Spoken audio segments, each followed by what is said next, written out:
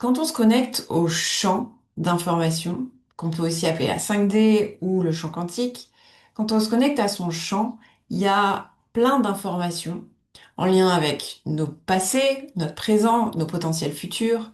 Il y a aussi de l'information avec le comment. Comment est-ce que je peux faire pour aller vers cette chose plus facilement? Mais il faut savoir que dans ce champ, même s'il y a de l'information qui est déjà présente, nous-mêmes, nous ajoutons sans arrêt de l'information dans ce champ. C'est comme ton cloud, à chaque fois que tu rajoutes des photos, bien tu vas rajouter de nouveaux souvenirs dans ce cloud. Il y a les souvenirs passés, il y a les souvenirs que tu ajoutes au fur et à mesure. Donc c'est un cloud qui s'enrichit. Et c'est exactement la même chose avec le champ. Il est constitué d'informations qui sont présentes constamment. Mais au fur et à mesure de ta vie, au fur et à mesure des instants, de seconde en seconde, tu vas ajouter de l'information dans ce champ. Ce qui est intéressant, c'est que quand tu poses la bonne information dans ce champ, eh bien, l'objectif va se mettre à venir à toi. C'est-à-dire que c'est plus juste toi qui, effort après effort, marche après marche, va vers l'objectif, mais c'est cet objectif qui va être attiré à toi. Ça veut dire que non seulement ce sera moins long d'obtenir cet objectif, mais en plus de ça, ce sera moins fatigant, moins demandant. Alors ça ne veut pas dire qu'il n'y aura pas du tout de fatigue. Faut arrêter avec ce mythe de on fait tout facilement, on fait tout sans se fatiguer. Pourquoi? Parce que à partir du moment où tu veux obtenir ce nouvel objectif, ça va te demander de poser des informations dans le champ qui sont nouvelles par rapport à ce que tu as fait jusqu'à maintenant. Pour poser de nouvelles informations, il faut que tu deviennes quelqu'un d'autre. Parce que ces informations que tu poses, ce sont tes pensées, tes émotions, tes croyances profondes. Et changer ses croyances profondes, changer ses pensées, changer ses émotions, c'est devenir quelqu'un d'autre. Devenir quelqu'un d'autre, c'est inconfortable. Quand tu décides de devenir quelqu'un d'autre, c'est faire le deuil de tout ce que tu as été jusque-là. Et ça, c'est hyper inconfortable parce que il y a une partie de toi qui va être fidèle à cet ancien paradigme. Et tu vas avoir la sensation de te trahir en devenant cette nouvelle personne. Ça demande de l'énergie. Donc, ça peut potentiellement fatiguer. Donc, c'est pas forcément l'action qui va te fatiguer, mais ça peut être le fait de dire au revoir à une version de toi qui n'est plus effective dans l'avancée vers cet objectif. Mais alors, ce champ d'information, ce champ quantique, cette 5D, comment ça fonctionne? Comment est-ce qu'on va renseigner ce champ pour aller vers cet objectif et pour que cet objectif vienne à nous de façon à ce que le processus soit plus simple et plus rapide? Alors, figure-toi que j'ai fait travailler mes coachés sur cette question, comment fonctionne le champ. Dans le cercle, c'est un membership en fait pour des entrepreneuses qui sont déjà avancées. Il y a des femmes qui visent 2 millions par exemple de chiffre d'affaires en 2026. Donc on est sur des chiffres d'affaires élevés et il y a forcément la question du comment. Le comment, on y a travaillé, on a travaillé sur les étapes. Maintenant se pose la question de ça, c'est toi qui te bouges vers l'objectif, mais comment est-ce qu'on va amener l'objectif à soi? C'est-à-dire, comment est-ce qu'on va utiliser le pouvoir de ce champ d'information pour faciliter le processus? Et je leur ai demandé d'aller chercher comment fonctionne ce champ. Parce que moi, je peux leur enseigner, mais c'est quand même bien plus puissant si c'est elles qui reçoivent l'information. Parce que ce champ est information, il peut t'enseigner.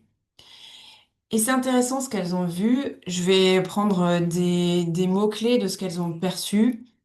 Il y en a une qui voyait le champ comme un endroit où tu vas poser une vision. Et c'est cette vision de rester engagé sur cette vision, de rester vraiment focus sur cette vision de façon répété qui va faire en sorte que cet objectif va venir à soi le plus rapidement possible. C'est-à-dire, plus t'es focus, plus ça marche. Voici ce qu'elle m'a dit. Plus t'es focus, plus ça marche. Une autre disait, euh, plus c'est clair, plus rapidement ça fonctionne. Donc, plus je suis focus et plus cette vision est claire, plus rapidement ça fonctionne. Il y a aussi le mot foi qui est arrivé. Et il y en a une qui a eu une phrase en anglais qui est It is open when the mind is off. C'est-à-dire que non seulement j'ai une vision claire, je suis engagée sur cette vision, c'est-à-dire que je suis focus sur cette vision, mais en plus de ça, j'ai aussi une foi totale dans cette vision et j'ai un total lâcher-prise, c'est-à-dire que je ne cherche pas à contrôler, je ne cherche pas à tout mentaliser. It is open when the mind is off, c'est-à-dire que ça s'ouvre quand l'esprit, quand le cerveau, quand notre mental se calme. Et ça, c'est vraiment super intéressant. Alors moi, je te dis ce que moi, j'ai canalisé. Ce que je percevais, c'est que ce champ fonctionne comme une matrice où on va mettre du matériel qui va permettre de construire ce projet qu'on vise et il y a une gestation. La durée de cette gestation, elle est aussi longue que notre durée de gestation à nous pour être prête à accueillir ce résultat. C'est-à-dire que le résultat pourrait être instantané, clairement instantané, si nous étions prêts. Simplement, être prêt, si on était déjà prêt, ce résultat, on l'aurait déjà. Ça veut dire que si dans la matière, on n'a pas encore ce résultat aujourd'hui, c'est qu'il y a une partie de nous qui n'est pas encore totalement OK pour recevoir ce résultat. Et le processus est finalement d'accepter de devenir la personne pour que ce résultat se matérialise. Alors, quand on va mettre de l'information dans ce champ d'information, ça va fonctionner un petit peu comme une caisse de résonance. C'est-à-dire que je donne l'information et tout ce qui entre en résonance avec cette information va se présenter à nous. On va donc avoir des synchronicités, des opportunités qui vont venir à nous. Mais encore une fois, est-ce qu'on saura les accueillir? Est-ce qu'on saura les reconnaître?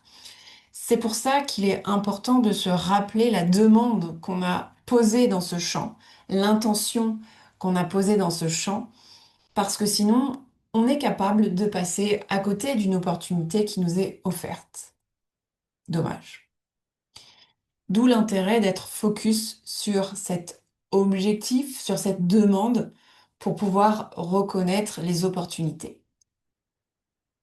Alors, c'est un peu facile de dire que si je suis prête, je reçois, parce que ce que je voyais aussi, c'est que le cheminement, le temps que ça prend, ça fait aussi partie de notre processus de croissance. Et en quelque sorte, on aimerait tellement que ça aille très très vite, mais il y a des fois où c'est nécessaire que ça prenne un certain temps. Ça peut aussi être nécessaire qu'on rencontre des embûches, qu'on connaisse des échecs, ce que nous on perçoit comme des échecs, parce que ça fait partie du processus d'apprentissage et que ce processus d'apprentissage, il y a des choses qu'on a signées avant même de s'incarner. Et là, ça complique un petit peu le truc parce que c'est pas juste je mets de l'information et quand je suis prête, je reçois, mais il y a aussi des choses qu'on a été OK d'expérimenter en termes de difficultés avant même de s'incarner pour pouvoir apprendre d'autant plus et pouvoir incarner d'autant plus cette énergie incroyable qui est la nôtre. Ce que je percevais aussi, ce sont les entraves qu'on met nous-mêmes dans la fluidité de ce processus.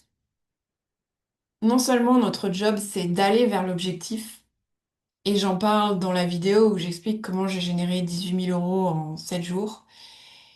Donc nous, on va aller vers cet objectif étape par étape, mais en plus de ça, on va inviter cet objectif à nous en travaillant avec ce champ.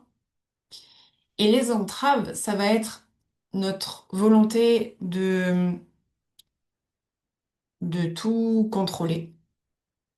Moi, ce que je perçois, c'est que le contrôle, C'est une énergie qui dit qu'on n'est pas prêt à le recevoir. Je vois que ça contracte tout au niveau de l'énergie. C'est comme si on empêchait ce champ de faire son travail parce que pour que ce champ puisse faire son travail de façon rapide, exponentielle, fluide, il a besoin d'une source d'énergie. Et cette source d'énergie, ce que je perçois, c'est qu'elle se situe au niveau de notre cœur. Et que quand on cherche à contrôler, c'est comme si tout venait se crisper, comme si on mettait une carapace autour de ce cœur qui va l'empêcher de rayonner. Vraiment. Alors, c'est une image, mais c'est ce que je perçois.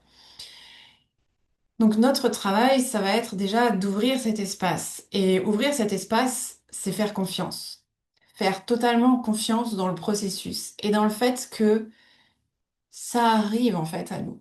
J'ai posé l'information, donc ça ne peut qu'arriver. Une autre entrave, ça va être le doute. Et c'est pas la même chose que le contrôle. Le doute, c'est est-ce que vraiment ça va marcher? Est-ce que vraiment ça va marcher? Et quand on envoie cette information dans le champ, c'est comme si on envoyait une information contradictoire. Donc quand je cherche à tout contrôler, je réduis ma capacité d'expansion, de radiation, je réduis cette énergie qui attire à moi. Et quand je doute, ça fait un peu comme un ping-pong entre je veux pas, je veux, je veux pas, je veux, je veux pas. Et donc, ce que ça fait dans le champ, c'est je veux pas, je veux, je veux pas. Ça retarde le processus. Mais ce que je percevais, c'est que même si on doute, même si on cherche à tout contrôler, ça peut fonctionner. Ça peut très bien fonctionner. Ça peut même fonctionner sans qu'on en ait vraiment fait la demande. Je pense aux gens qui peuvent gagner au loto alors qu'ils y croient pas du tout.